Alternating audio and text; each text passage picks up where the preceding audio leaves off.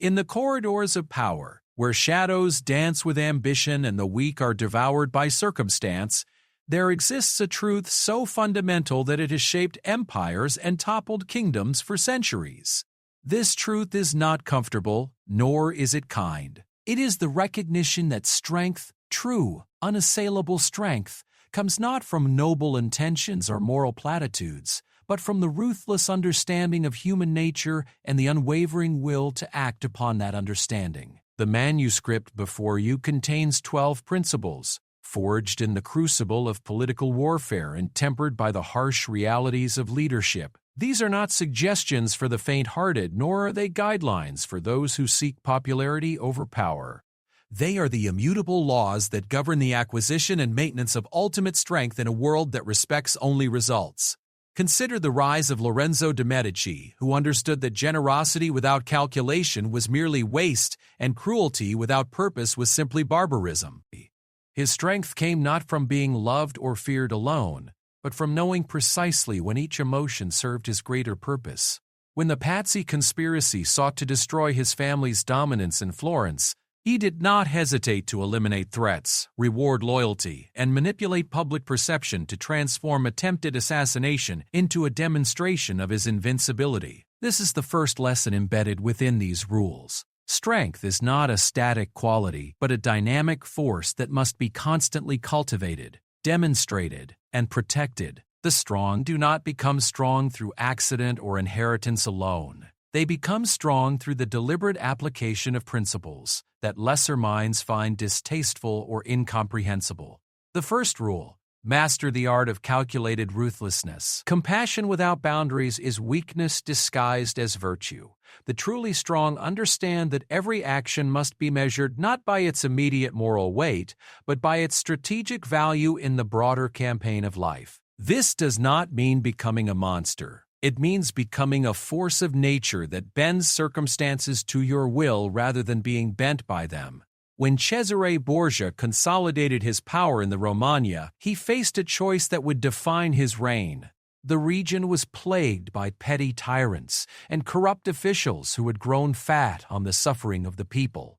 A weak leader might have attempted gradual reform, hoping to win hearts through gentle persuasion.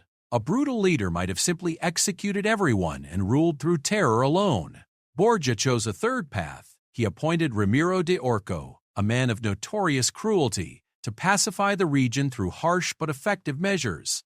Once order was established and the people began to prosper under stable governance, Borgia had de Orco executed in the public square, placing his severed body on display as a symbol that justice had been served.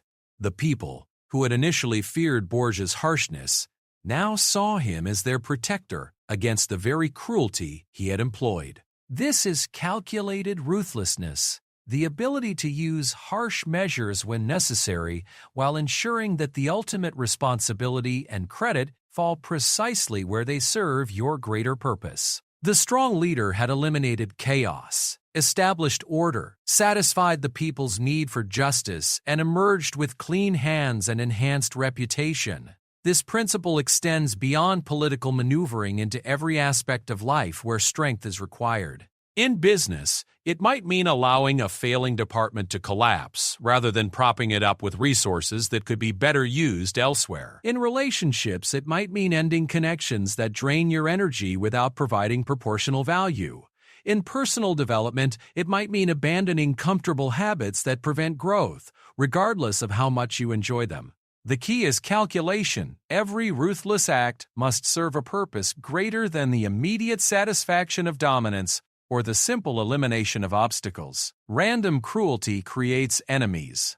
Strategic ruthlessness creates respect, fear when necessary, and ultimately the space needed for true strength to flourish. The second rule: control the narrative before it controls you. The strongest fortress can fall if its defenders believe it to be weak, while the most precarious position can become unassailable if others believe it to be impregnable. Those who understand this principle spend as much energy shaping how others perceive their actions as they do performing the actions themselves.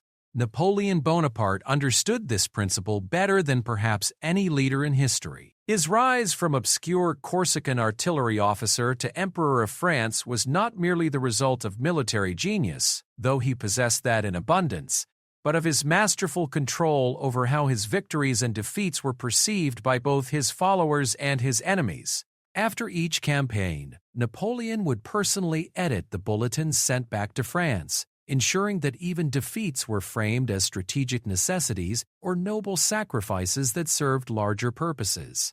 When Napoleon's invasion of Russia ended in catastrophic retreat, a lesser leader might have returned home to face inevitable overthrow. Instead, Napoleon raced back to Paris ahead of the news, controlled the initial narrative, and within months was raising new armies by convincing the French people that the Russian campaign had served its purpose of weakening the coalition against France. The narrative became more powerful than the reality, at least long enough for Napoleon to consolidate his position and launch new campaigns. In the modern context, this principle manifests in countless ways.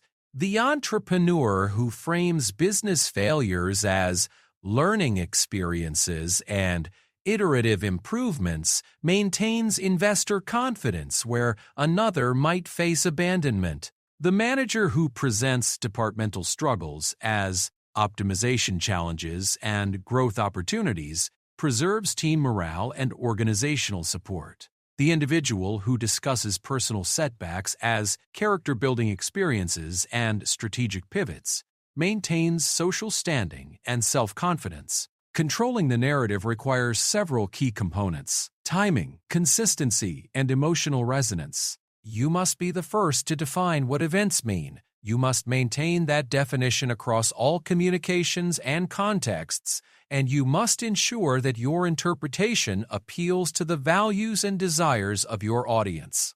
Those who allow others to define their story will find themselves prisoners of narratives they did not create and cannot control. The third rule: make your enemies serve your purposes. The weak seek to eliminate their enemies. The strong transform their enemies into unwitting servants of their own advancement. This transformation requires a sophisticated understanding of human psychology and the patience to play long-term games while others focus on immediate gratification. Frederick the Great of Prussia faced a coalition of European powers determined to crush his expanding kingdom. Rather than simply fighting defensively, Frederick studied his enemies' motivations, fears, and internal conflicts. He discovered that Austria and France, though allied against him, harbored deep suspicions about each other's territorial ambitions. Russia, though initially hostile, was governed by an admirer of Prussian military efficiency. Britain, though concerned about Prussian expansion, was more worried about French naval power. Frederick began a careful campaign of diplomatic manipulation. He fed Austrian fears about French intentions in Italy. He cultivated personal relationships with key Russian court figures. He provided intelligence to Britain about French colonial activities. Most crucially, he ensured that his military campaigns consistently drove wedges between his enemies rather than uniting them against him. By the end of the 7 Years' War, Frederick had not only survived the coalition but had turned several of his former enemies into grudging allies. This principle operates at every level of human interaction. The colleague who consistently undermines your projects can become a valuable source of intelligence about organizational weaknesses if you understand their motivations and feed them information that serves your purposes. The competitor who seeks to destroy your market position can become an unwitting partner in driving industry innovation that ultimately benefits your stronger position. The personal critic who attacks your methods can become a catalyst for improvements that make you genuinely stronger while discrediting their own negative focus. The key is to understand that enemies often provide clearer feedback about your weaknesses than friends do about your strengths. They are motivated to find your vulnerabilities and expose your flaws. Rather than simply defending against these attacks, the strong learn to channel enemy energy into constructive pressure that drives beneficial changes. This requires emotional discipline.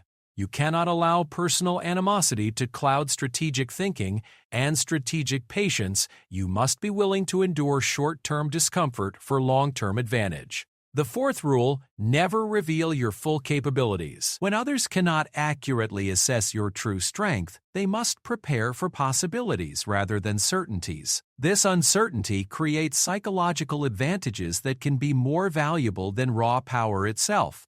The leader who shows every card in their hand invites precisely calibrated resistance. The leader who maintains strategic ambiguity forces opponents to spread their resources across multiple contingencies. During the Cuban Missile Crisis, both John F. Kennedy and Nikita Khrushchev understood this principle intimately. Neither leader revealed the full extent of their military capabilities, their intelligence about the other's position, or their actual willingness to risk nuclear confrontation. This mutual uncertainty created a space for negotiation that might not have existed if both sides had possessed complete information about each other's true positions and capabilities. Kennedy did not reveal that American intelligence had identified the precise locations and operational status of Soviet missiles in Cuba. Khrushchev did not reveal that many of the missiles were not yet operational or that Soviet commanders in Cuba had limited authorization to use them. Both leaders allowed their opponents to imagine worst-case scenarios while maintaining flexibility to de-escalate without appearing weak. The resolution of the crisis came not through a test of actual strength, but through careful management of perceived strength. In personal and professional contexts, this principle manifests in countless subtle ways. The job candidate who reveals every qualification and capability in the initial interview leaves no room for pleasant surprises or additional negotiations. The entrepreneur who details every aspect of their business plan in early investor meetings provides competitors with complete intelligence while limiting their own strategic flexibility. The individual who constantly discusses their achievements, resources, and capabilities invites precisely targeted challenges from those who wish to test or undermine their position. Maintaining strategic mystery requires discipline and confidence. You must resist the natural human tendency to prove your worth through comprehensive demonstration. You must be comfortable with others underestimating your capabilities while never allowing that underestimation to become actual weakness. You must cultivate the ability to reveal strength gradually and strategically, allowing each demonstration to create maximum impact while preserving additional capabilities for future needs. Part 2. The Mechanics of Power. The fifth rule. Master the psychology of timing. Power is not merely about what you do, but when you do it. The same action can produce opposite results depending on its timing. The strong understand that human psychology operates in predictable rhythms and that these rhythms can be leveraged to amplify the impact of every strategic move. Timing transforms good decisions into great victories and prevents strong positions from becoming vulnerable exposures. Otto von Bismarck's unification of Germany demonstrates this principle with surgical precision. For decades, the German states had remained fragmented, despite shared language and culture, because no leader understood how to time their unification efforts properly. Previous attempts had failed because they relied on abstract idealism rather than practical psychology and strategic timing. Bismarck recognized that people unite most readily when they face external threats and celebrate shared victories. He did not begin with grand pronouncements about German destiny or appeals to cultural unity. Instead, he carefully orchestrated a series of conflicts with Denmark, Austria, and France, timing each confrontation to occur when domestic support would be strongest and international intervention would be weakest. The Danish War came when Prussia had just modernized its military. The Austrian War came when other European powers were distracted by internal problems. The Franco-Prussian War came when French aggression could be framed as an attack on all German people. Each conflict was timed not only for strategic advantage, but for maximum psychological impact on the German people. Victory followed victory in rapid succession, creating momentum that made unification seem inevitable rather than imposed. By the time the German Empire was proclaimed, it appeared to be the natural culmination of obvious historical forces rather than the product of decades of careful manipulation and perfectly timed provocations. This principle applies to every domain where influence matters. The manager who proposes organizational changes immediately after competitors have suffered public failures finds receptive audiences where the same proposals might have been rejected during stable times. The investor who makes offers during market uncertainty obtains assets at favorable prices, while others wait for clarity that may never come. The individual who initiates difficult conversations when relationships are strong rather than waiting for problems to compound finds greater receptivity and achieves better outcomes. Mastering timing requires 3 essential capabilities. You must understand the natural rhythms that govern your environment: market cycles, organizational stress patterns, personal relationship dynamics, seasonal variations in human psychology. You must read the emotional states of key actors and understand how those states influence their receptivity to different types of influence. Most crucially, you must develop the patience to wait for optimal timing even when immediate action feels more satisfying. The 6th rule: build dependencies, not just relationships. Friendship is fragile. Dependencies are durable. While others focus on being liked or admired, the strong focus on becoming necessary. This does not mean exploiting others or creating artificial scarcities, but rather developing genuine capabilities and resources that others cannot easily replace or replicate. When you become indispensable to others' success, your own strength becomes self-reinforcing. John D.T. Rockefeller understood this principle before he understood economics. As a young bookkeeper, he observed that businesses succeeded or failed based not on the quality of their products or the dedication of their workers, but on their access to reliable, efficient systems that others could not provide for themselves. When Rockefeller entered the oil business, he did not focus primarily on drilling wells or refining petroleum. He focused on building the transportation and distribution systems that every other player in the industry would need to reach markets. By controlling railroads, pipelines, and storage facilities, Rockefeller made himself indispensable to competitors who might otherwise have challenged his market position. Oil producers needed his transportation networks to move their products. Retailers needed his distribution systems to maintain inventory. Even his strongest rivals found themselves dependent on infrastructure that Rockefeller had built specifically to create these dependencies.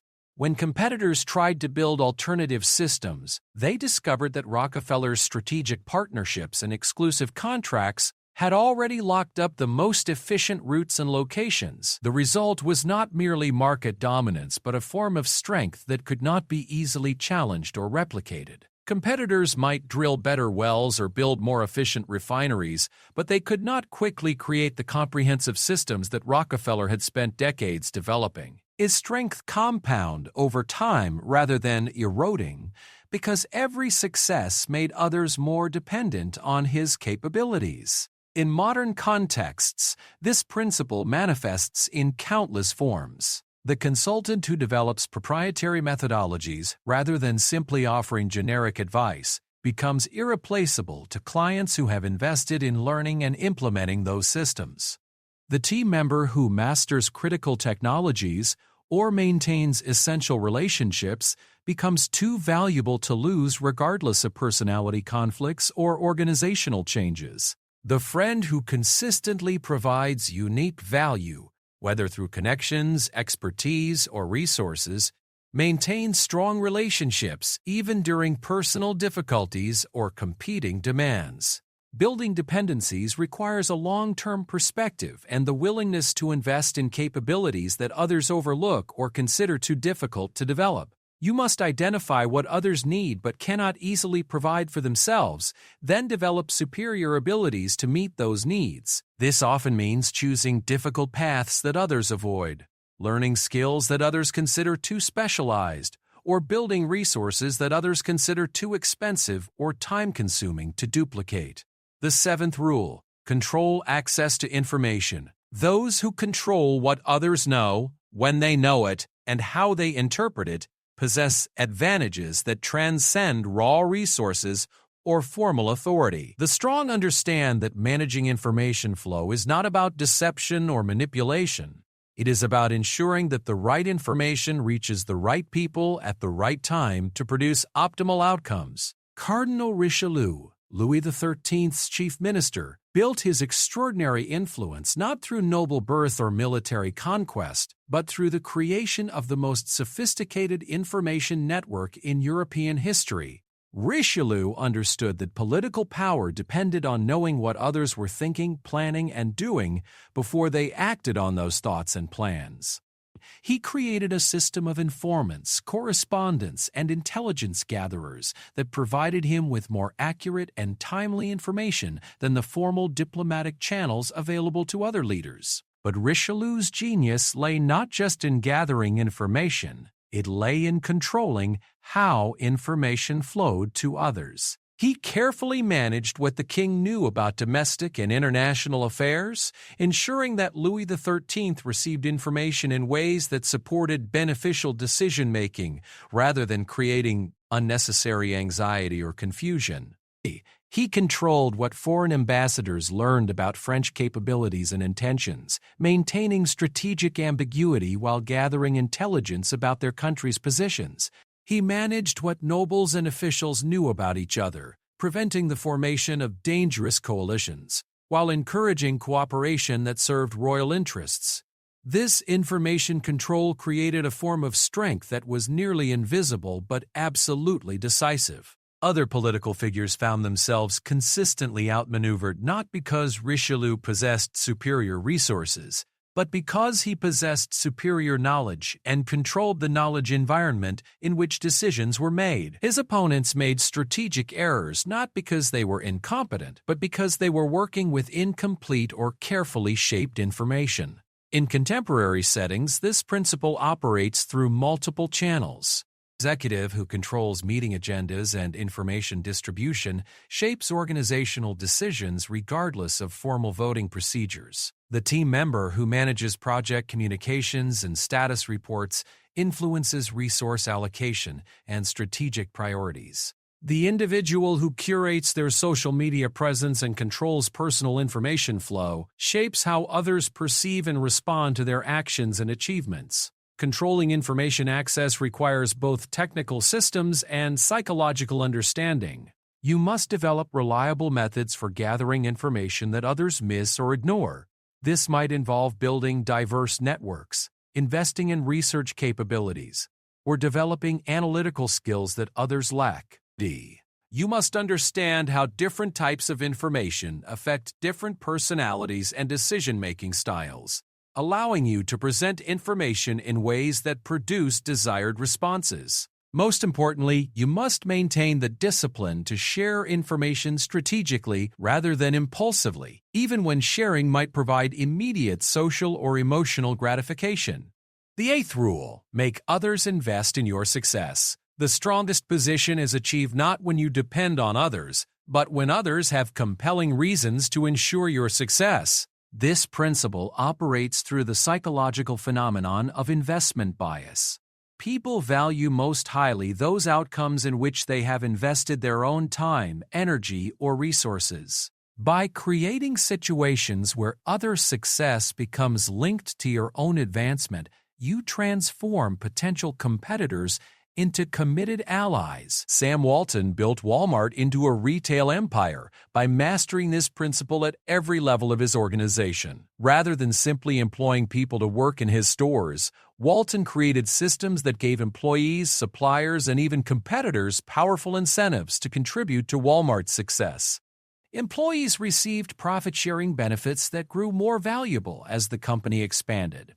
Suppliers received volume commitments that made their own growth dependent on Walmart's market penetration. Even competing retailers found themselves inadvertently supporting Walmart's supply chain innovations because those innovations improved efficiency throughout the industry. Walton's genius lay in recognizing that sustainable, competitive advantages come not from keeping others out of your success, but from making your success essential to others' prosperity. When Walmart entered new markets, local suppliers had strong incentives to provide favorable terms because Walmart's volume could make their businesses profitable in ways that smaller retailers could not match. When Walmart developed new technologies or logistical systems, suppliers invested in compatibility because access to Walmart's network justified the costs involved. This created a self-reinforcing cycle of strength. As more parties invested in Walmart's systems and success, the company's market position became more difficult for competitors to challenge. Rivals found themselves fighting not just against Walmart but against entire networks of businesses whose prosperity had become linked to Walmart's continued dominance. The more successful Walmart became, the more invested others became in ensuring that success continued.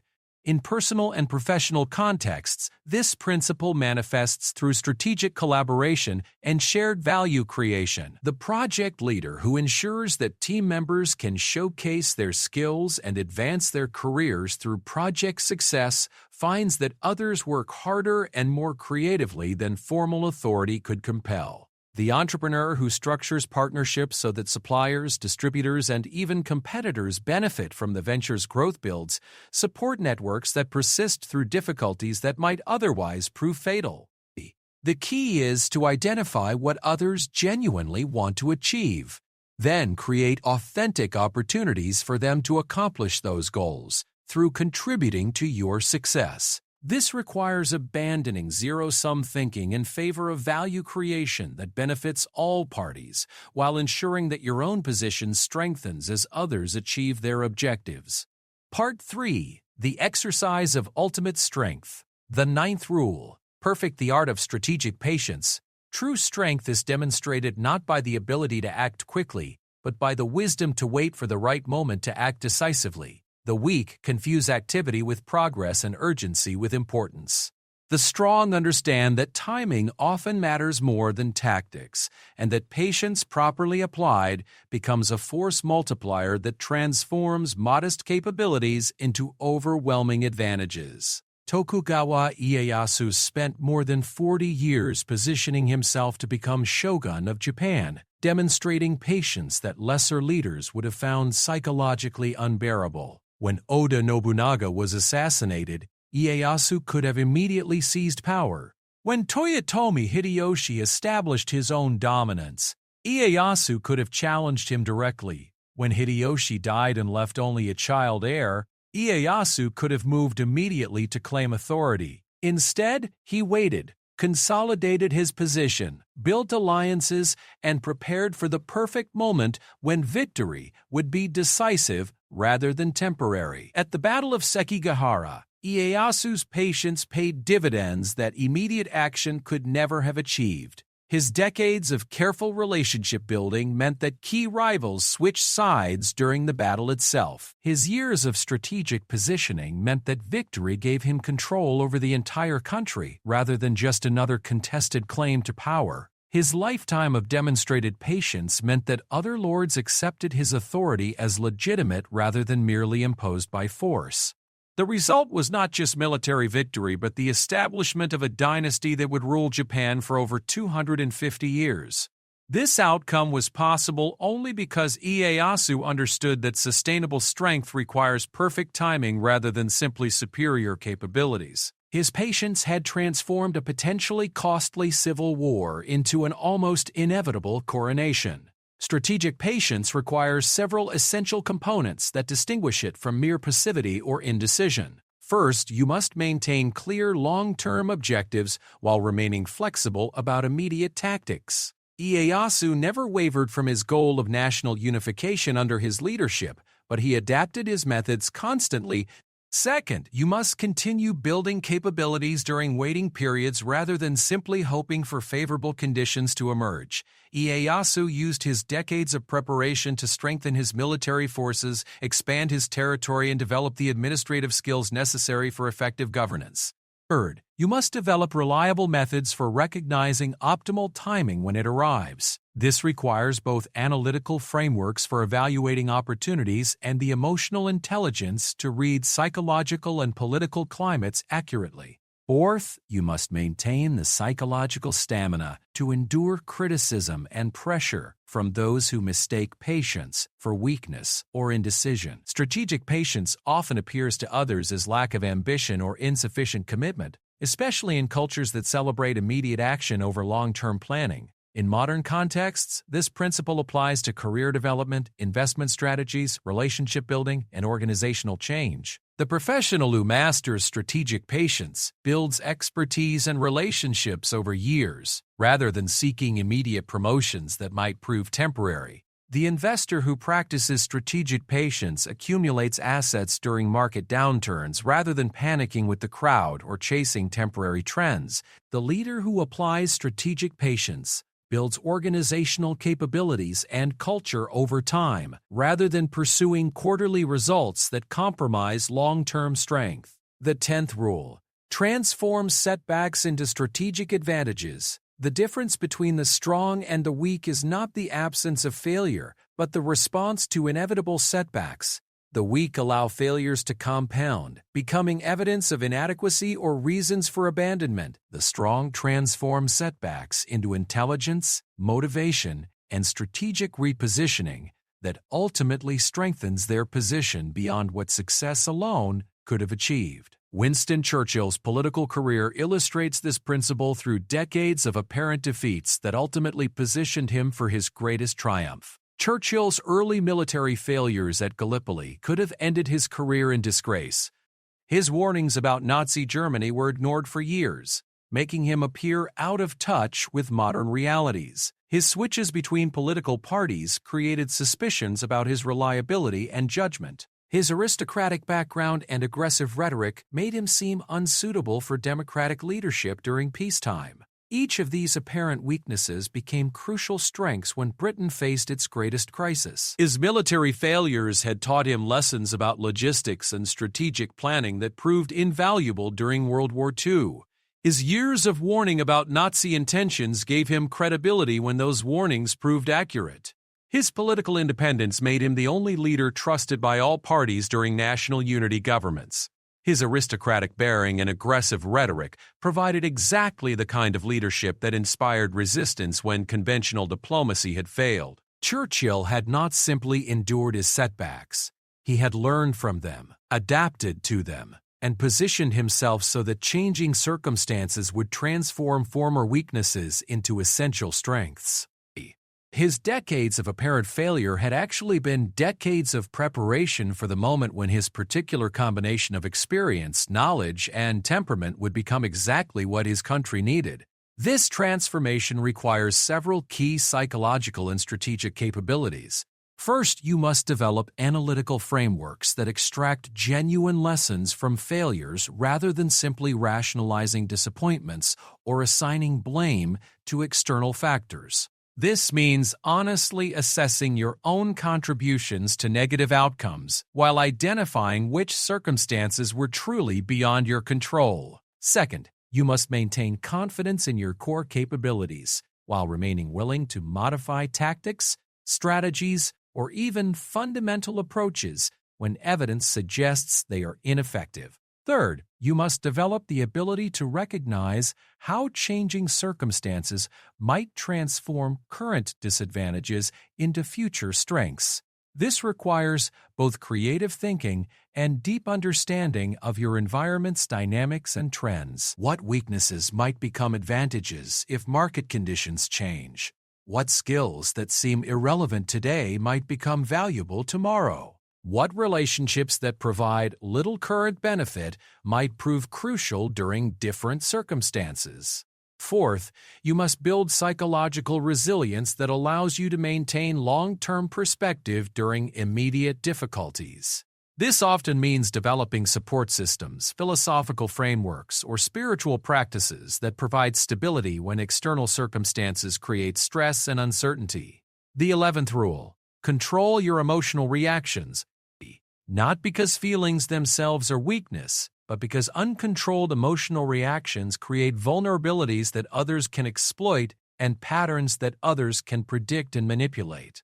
The strong feel emotions as deeply as anyone else, but they maintain conscious control over how those emotions influence their decisions and actions. This emotional discipline becomes a source of power that compounds over time.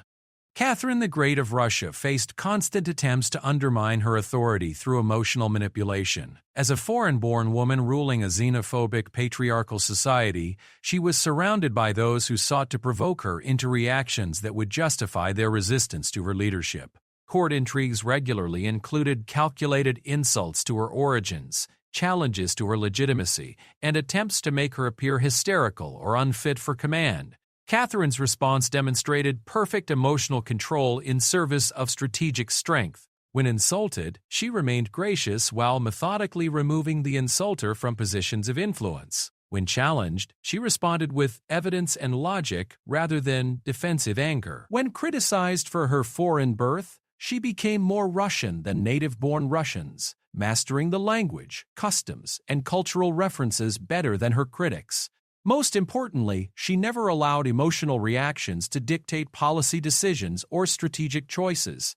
This emotional discipline allowed Catherine to achieve objectives that would have been impossible for a more reactive leader. She expanded Russian territory, modernized the administrative system, and established cultural institutions that elevated Russia's international standing.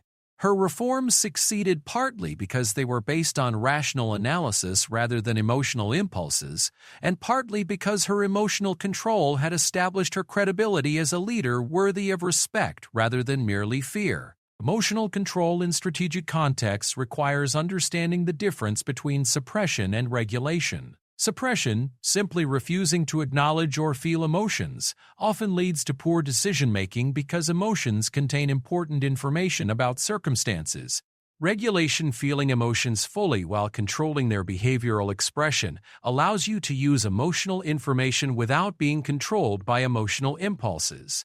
This regulation process involves several specific skills. First, you must develop the ability to recognize emotional states as they emerge, before they reach intensity levels that compromise judgment. This often means paying attention to physical sensations, thought patterns, and behavioral impulses that signal emotional activation. Second, you must create buffer time between emotional triggers and strategic responses, allowing initial reactions to settle before taking actions that might prove counterproductive. Third, you must develop alternative response options for common emotional triggers, planning how to handle predictable situations before they arise. If you know that certain types of criticism make you defensive, you can prepare responses that acknowledge concerns while maintaining your strategic position. If you know that certain types of success make you overconfident, you can build systems that maintain analytical rigor even during positive periods. The 12th rule: build systems that outlast your personal involvement. The ultimate demonstration of strength is creating influence that persists and grows even when you are not actively maintaining it. Personal charisma fades, individual capabilities become obsolete, and every leader eventually faces limitations of time, energy, or mortality. The truly strong build systems, organizational, technological, cultural, or intellectual, that continue advancing their objectives long after their direct involvement. Marcus Aurelius understood that the Roman Empire's strength could not depend entirely on the wisdom and capability of individual emperors. His meditations were not simply personal philosophical reflections. They were systematic attempts to codify the mental frameworks and decision-making processes that had made his own leadership effective. By documenting these systems, he sought to influence future leaders who would face similar challenges with similar principles, even if they possessed different personalities or capabilities. More than 2 millennia later, Marcus Aurelius continues to influence leaders, entrepreneurs, and individuals seeking to develop personal strength and effective judgment. His systematic approach to self-discipline, strategic thinking, and ethical decision-making has proven more durable and influential than the specific military victories or administrative reforms he achieved during his lifetime. The systems he created through his writing have outlasted the empire they were designed to strengthen. Modern examples of this principle include entrepreneurs who build company cultures that persist through leadership transitions, researchers who establish methodologies that influence their fields for generations, and leaders who create institutions that advance their values long after their personal involvement ends. The strength of these systems lies not in their dependence on their creator's continued presence, but in their ability to function independently while advancing consistent objectives. Building such systems requires thinking beyond immediate personal success toward lasting institutional or cultural impact.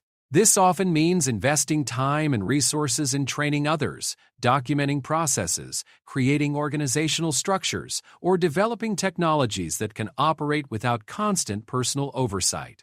It requires accepting that ultimate strength comes not from being indispensable, but from creating capabilities that make your original contributions permanently valuable. The process involves several key components. First, you must identify the core principles and processes that have made your own approach successful. Then, abstract those principles into forms that others can understand and apply. This often requires significant analytical work to separate essential elements from personal preferences or circumstantial factors that might not apply in different contexts. Second, you must create mechanisms for transferring knowledge, skills, and authority to others, while maintaining quality and consistency. This might involve formal training programs, mentorship relationships, documentation systems, or organizational structures that embed your methods into routine operations. Third, you must design feedback and adaptation systems that allow your principles to evolve and improve over time, rather than becoming rigid doctrines that lose effectiveness as circumstances change. Most importantly, you must develop the psychological maturity to find satisfaction in systems-level impact rather than only personal recognition or control. This often requires shifting from a mindset focused on immediate personal achievement toward one focused on long-term influence and institutional development. The strongest leaders find their greatest fulfillment not in their own success, but in the success of systems they have created that continue advancing their values and objectives even when they are no longer directly involved. Conclusion: the integration of strength. These 12 rules function not as isolated tactics, but as interconnected principles that reinforce each other to create unassailable strength. The leader who masters calculated ruthlessness while controlling emotional reactions creates space for strategic patience. The individual who builds dependencies while controlling information flow positions themselves to transform setbacks into advantages. The organization that invests in systemic strength while managing narratives creates influence that transcends any individual contribution. The ultimate lesson embedded within these principles is that true strength is not a destination, but a process. A continuous cultivation of capabilities, relationships, and systems that create sustainable advantages in an ever-changing world. Those who understand this process and commit to its disciplined application will find themselves possessed of power that others cannot challenge, understand, or replicate. The choice before every reader is simple: remain subject to circumstances and other people's decisions, or develop the strength to shape circumstances according to your own vision and values. These 12 rules provide the framework for that transformation, but their application requires the very qualities they are designed to develop: patience, discipline, strategic thinking, and the unwavering commitment to long-term strength over short-term comfort. The strong are not born. They are forged through the deliberate application of principles that lesser minds find uncomfortable or incomprehensible. The document you have just completed reading contains those principles.